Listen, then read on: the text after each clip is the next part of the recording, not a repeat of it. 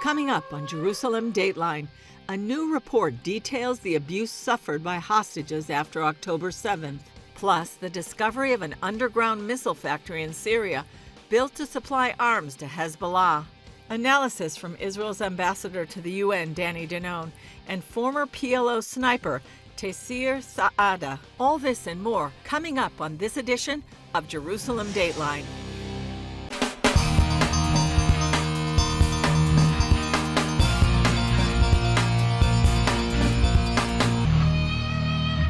Hello and welcome to this edition of Jerusalem Dateline. I'm Julie Stahl. Hamas is changing its position in the hostage negotiations again. This comes as a new report details the abuse hostages have suffered at the hands of the terror group. Another development this week is the release of information about an underground missile manufacturing facility in Syria. Here's the latest on these stories. Israel's health ministry submitted a report to the United Nations this week documenting the testimony that comes from former hostages about the physical, sexual, and psychological abuse they suffered in Gaza. Women, men, and children say the abuse included beatings, isolation, deprivation of food and water, branding, hair pulling, and sexual assault. Natan Sharansky, who spent 9 years in Soviet prison for spreading the truth about human rights abuses in the former Soviet Union, told CBN News the report exposes the hypocrisy in the world's thinking. Women's organizations who are not ready to accept that if rapists are from the oppressed and the raped women are oppressors, then it's not a crime in their eyes. Sharansky says the report is hard to read. It can remind people why our struggle is so justified and why we are not ready to stop the struggle as long as our hostages are in their hands and as long as our security is not guaranteed. In the negotiations to free the remaining hostages, Hamas is demanding a week-long ceasefire and several days into it says it will release a partial list of hostages still in Gaza. Israel's defense minister threatens more war if Hamas doesn't start freeing hostages soon. The IDF will intensify and strengthen its activities against the nests of terrorism in Gaza until the hostages are released and Hamas is eliminated. More than 100 Israel Defense Forces soldiers raided and dismantled an Iranian-backed underground compound for manufacturing precision missiles inside Syria. The Special Israel Air Force operation took place on September 8, 2024, and was just revealed this week. This was a significant event for the existence of Israel, no less. Iran funded and supported the establishment of the weapons manufacturing compound intended to produce hundreds of missiles per year for the Syrian armed forces and Hezbollah. It was Iran's flagship project for arming its terror proxies on Israel's northern border. Israel says it monitored the site for years before the recent operation to destroy it. We can be proud and we can tell future generations that we did something significant for the security of Israel. The soldiers were brought to the site and picked up after the operation by Israeli helicopters with support from the Air Force and Navy. The entrance was through the side of a mountain. The forces discovered advanced assembly lines and critical machinery for manufacturing precision missiles and long-range rockets. They also found weapons and intelligence documents, which were transferred for investigation. The soldiers destroyed the compound and safely returned to Israeli territory. Chief of Staff Herzi Halevi said there was good reason to send such a large force to a distant land, and they were confident they would succeed. This site is about to start producing, each year, a very large quantity of missiles, which would pose a significant problem to Israel's security. They will be scattered to different places and land in various hands, and we have no intention of allowing that to happen.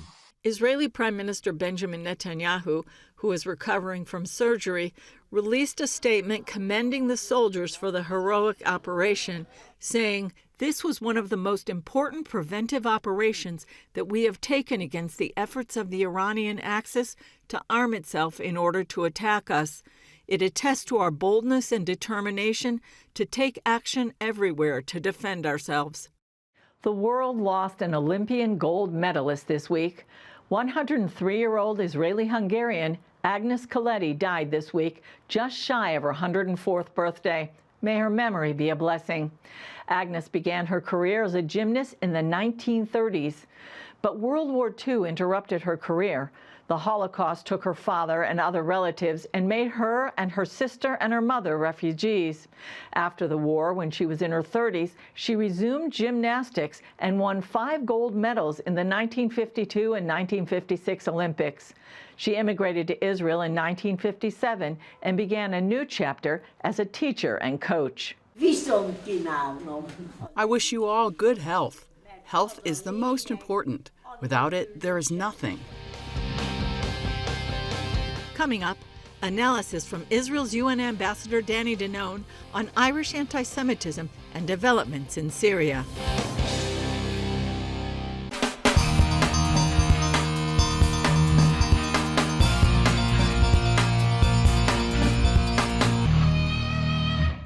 Israel's ambassador to the UN, Danny Danon, is on the front lines of the battle against anti-Semitism. CBN President Gordon Robertson caught up with him recently for an update. Take a look. Ireland is trying to change the definition of genocide in order to pursue charges against Israel. What are those definitional changes, and how will that affect you? Well, Ireland, they are coming against us for years. That's why we decided to close the embassy in Dublin. We said enough is enough. We are not taking it anymore. And look what you mentioned about the genocide. It's clear that there is no genocide in Gaza. And when you look at the definition of genocide, you have to look at the intention. And everybody knows there is no intention from our side. On the contrary, we do everything we can to minimize civilian casualties. We supply thousands of trucks into Gaza every month to support the population. So they know that according to international law, it's based on this accusation. So what they are doing now, they said, let's change it. Let's change the definition so we can blame Israel for genocide. That's pure anti-Semitism. When you apply different standards against Israel, that's anti-Semitism. And that's shameful that today Ireland became, one of the main actors against Israel and against the Jewish people. What would you tell the average American? You have a lot of supporters watching you right now. What can they do practically to help Israel today? So first, we are grateful for the support. I receive it wherever I go from many, many Americans, and we are grateful for that. But we have to realize that we haven't finished the job. We had major successes. We have to bring back all the hostages, but we also have to deal with Iran, because otherwise they will continue with that. They will pay more money to their proxies, and they will make sure Hezbollah will be able to rebuild their capabilities. They will go back into Syria, into Jordan. So in order for us to bring peace to the region, we have to deal with Tehran. We have to deal with Iran.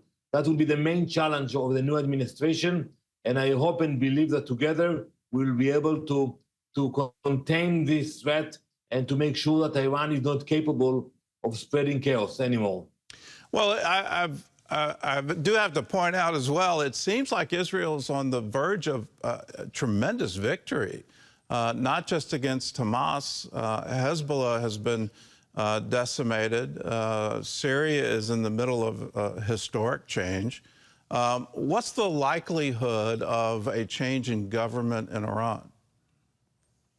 So, if we would have spoken a month ago and I would tell you that there's a chance for a rebellion in Syria against Assad, you would tell me it sounds impossible because it's a cruel regime. They torture, they kill, and nobody's taking to the streets, going to the streets. Similar to the situation today in Iran. But I think there is hope. And yesterday, when I spoke in the Security Council, I actually approached the Iranian people. And I told them, we respect you. We respect your history. And now it's your turn to take action. We will be with you, but you have to take actions against the regime. And the regime spends billions on terror instead of investing it in the Iranian people. So I'm optimistic. I'm optimistic that we can see a change in Iran also. Well, I want to sound a note of caution as well. I remember the Arab Spring. I remember the promise of democracy in the Middle East.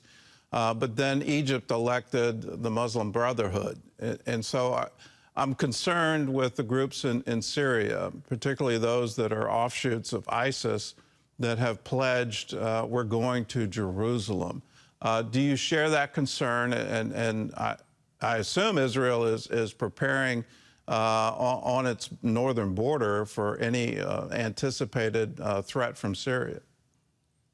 Absolutely. You know, I think some of the European countries fell in love with the new forces in Syria, and they have to be careful about it. Those are bad actors. You know, when you look about their history, the connection to Al-Qaeda, to radical jihadi groups, they are not peaceful players.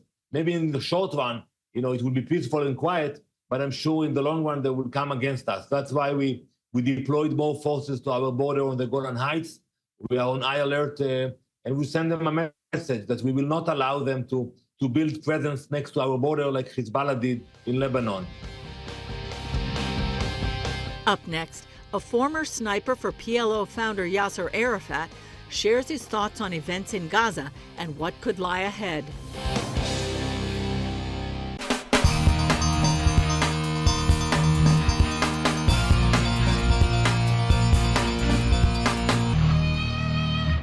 The question on everyone's mind right now is what's next for Gaza after the war. CBN senior reporter Gary Lane spoke with former PLO member Taysir Saada about possible future scenarios. Taysir Saada is a former PLO sniper and aide to Yasser Arafat. In the 1990s, he came to faith in Jesus Christ. Today, he is founder of the Christian Hope of Peace Foundation.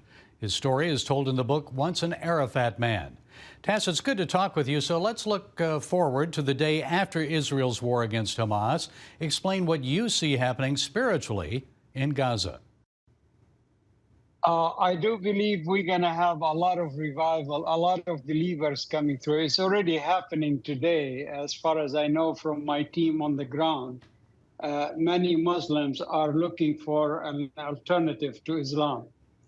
And so naturally, my team are always promoting Christianity and their life whenever it's safe. And so we're looking at a good revival going on already in the Gaza Strip due to what has happened, really. Despite of the destruction that is taking place, I believe God have a purpose to get the Palestinians in Gaza wake up and look at a different alternative to what they believe. How about during the war as it's continuing? Our hearts turning. What do you see happening? So. I just got a report from one of my team members that about 200 Gazans gave their heart to Jesus in one lump sum, because the Lord appeared to them in visions and dreams, and they were hugging each other and you know, rejoicing, and realized that all of them had the same vision that each one of them had. And so obviously the Lord is doing his work, and the believers around also in the land are doing their work. Well, looking forward then again, Jordan, Qatar, Saudi Arabia, the UAE, and Turkey are offering to help reconstruct and govern Gaza after the war. So what do you think of that idea?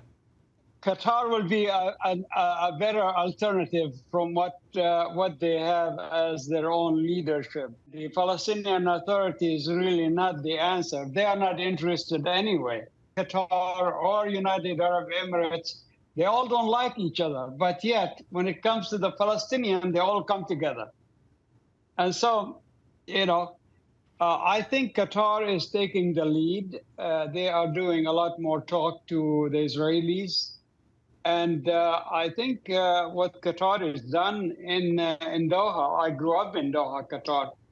I went there a couple of times. I did not find my ways because it changed so much. Tass, aren't they hosting Hamas Haven't they helped create Hamas and be part of the whole Muslim Brotherhood thing? They did. That's a big concern. I'm glad you bring that up. And I really believe all of these Arab nations are in allowing Israel to do what they need to do, because they are tired of this issue, the Palestinian issue, and they want to see a solution. And by destroying Hamas entirely and turning over the Gaza Strip to Qatar or the United Arab Emirates, Gaza Strip would become probably, eventually, it'll be another Singapore. And that's what I'm hoping for. As you know, Secretary of State Blinken and President Biden are pushing a two-state solution. So two-state or one state, which would work better? I don't believe in the two-state solution. From the beginning, from early days of my salvation, when I read the Bible, there is no two states. There is one state, Israel, for both to live equally and justly. And I believe, I'm working with the Israeli team and Palestinian team myself, are talking about a federation. And we have already created all the ways how we can get it done. The Arabs have not done that much for me, to be honest about it. Israel have, looking at what Israel has done in the years that Israel have been established, look at where they're at and where the Palestinians are. I would rather to be united with Israel and give the Palestinians equal rights within the Palestinian. That's the idea of the federation that we are working on with my Israeli team. This federation will be an equal justice for all Israelis and Palestinians to live equally and justly. Israelis are worried that if this federation idea takes place, then the numbers of the Muslims will be higher. And that's not true. That's not true. The federation will not include the Gaza Strip and take the West Bank and make it as part of Israel and create a federation of Israel and Palestine together into one nation. I believe the Palestinians will be much better off. Their leaders have not done anything. Yeah. From Mahmoud Abbas on, and before that, Yasser Arafat. The people around him who are now leading, they are the crooks, to be honest about it. And they robbed their people. Okay, we'll see what transpires in the days ahead, and we'll keep praying. Taysir Sada, thank you for your time and insights. God bless you. Thank you, and pray for the Federation. That's all for this edition of Jerusalem Dateline. Thanks for joining us. Remember, you can follow us on social media, and you can access CBN content through our CBN News and other CBN apps. And please, keep praying for the peace of Jerusalem and for the release of the hostages held in Gaza. Remember, the God who watches over Israel and you and me neither slumbers nor sleeps. I'm Julie Stahl. For all of us here at the Jerusalem Bureau, we'll see you next time on Jerusalem Dateline.